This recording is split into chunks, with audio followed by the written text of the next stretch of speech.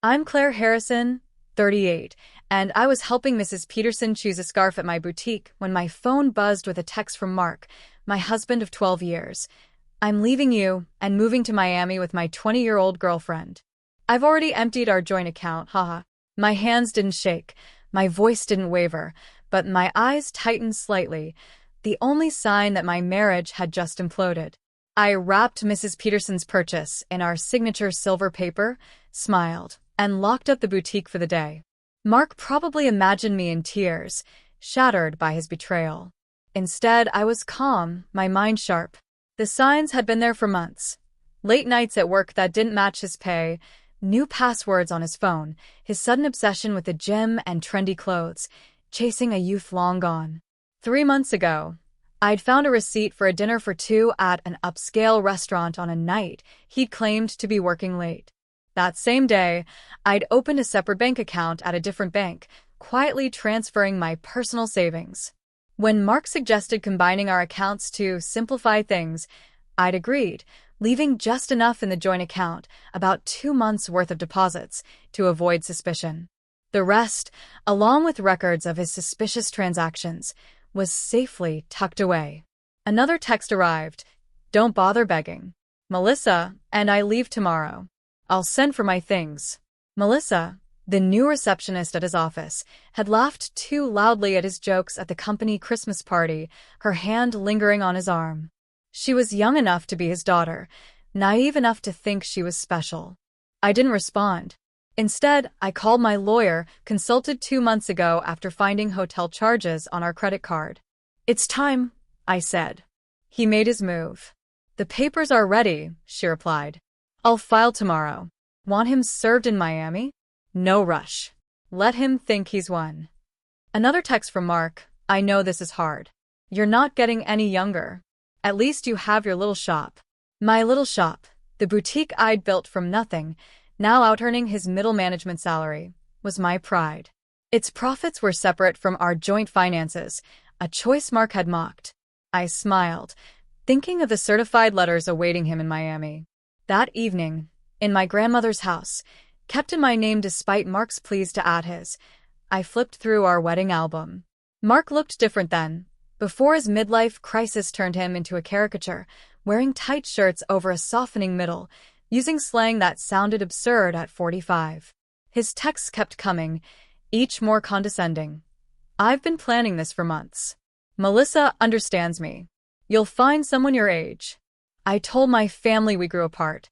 I screenshotted every message from my evidence folder, letting him dig deeper. His final text read, I used the joint card for our flights and hotel. My parting gift, LOL. Perfect. I called the credit card company. Mrs. Harrison speaking. I need to report fraudulent charges and cancel a card. I listed the charges. 2 first-class tickets to Miami, hotel bookings at the Royal Palm. I'm removing my husband as an authorized user. He admitted via text to using our card for travel with his girlfriend after emptying our account. The representative, barely hiding her satisfaction, canceled the charges. Mark and Melissa would arrive at the airport to find their tickets and hotel invalidated. Another text, don't worry about the house. I'll let you stay until you find something smaller. I laughed.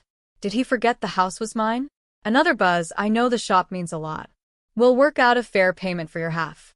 My half of my business, built with my money, my effort, while he called it a hobby. I poured a glass of wine. The good stuff, saved for a special occasion. This was it. Morning brought angry texts from Mark. What did you do to our card? The airline won't honor our tickets. The hotel canceled.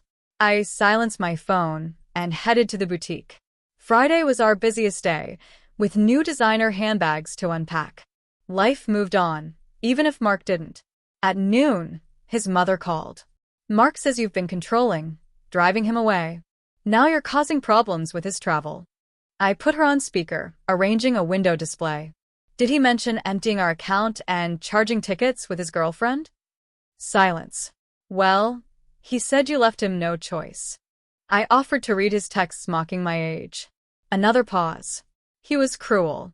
I told him that text was inappropriate. I ended the call politely. My lawyer advises minimal contact with Mark's family during proceedings. By afternoon, Mark's sister Amanda spread gossip. Mark and Melissa were stuck at a budget motel near the airport, their Miami dreams derailed. His personal cards, maxed out for months, were useless, another red flag I'd noted. My lawyer called. The emergency hearing is Monday. With his texts and fraud, we're set to freeze assets. He'll be served at the motel. His girlfriend's social media is gold. She's posting about their adventure, including jabs at you. Mark texted again. You think you're smart, but I have copies of the boutique's records. Half is mine. I forwarded it to my lawyer, another nail in his coffin. Let him learn about separate assets the hard way. Monday's hearing was a rout. Mark arrived in tight designer jeans, a blazer screaming midlife crisis. Melissa waited outside, her youth stark under the courthouse lights. My lawyer presented our evidence, texts admitting theft, credit card fraud, a year of suspicious charges. Mark's lawyer stammered, my client made rash decisions, but Mrs. Harrison's actions were vindictive. Prudent, my lawyer corrected. She protected her assets and kept meticulous records. The judge addressed Mark. You admitted to emptying a joint account and using shared cards for your girlfriend's trip. Do you deny this? Mark shifted. I wanted a clean break. By committing fraud? The judge raised an eyebrow. You claim rights to property clearly separate from marital assets.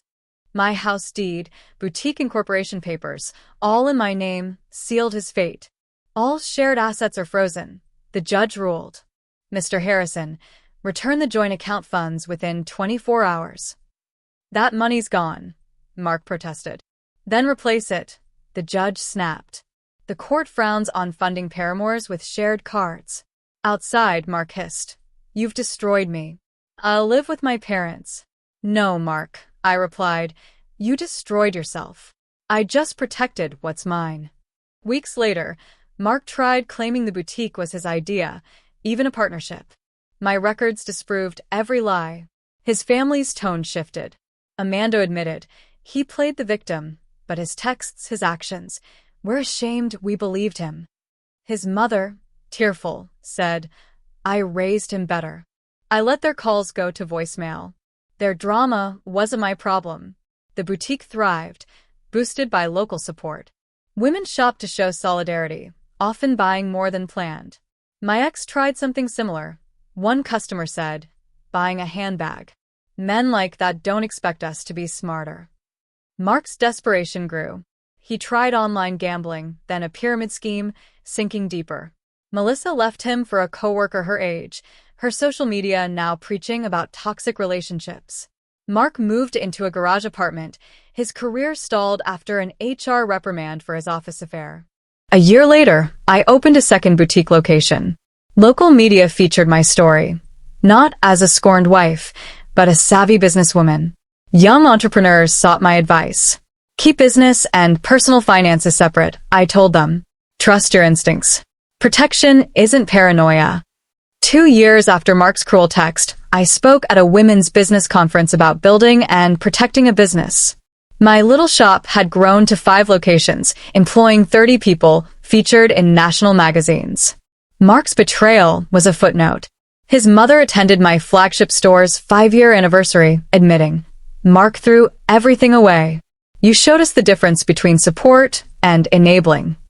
In my office, I kept Mark's text framed. Have fun with your little shop. It'll keep you busy in your old age. Below it, a business award. Success was my revenge, not just surviving, but thriving, proving him wrong with every step forward.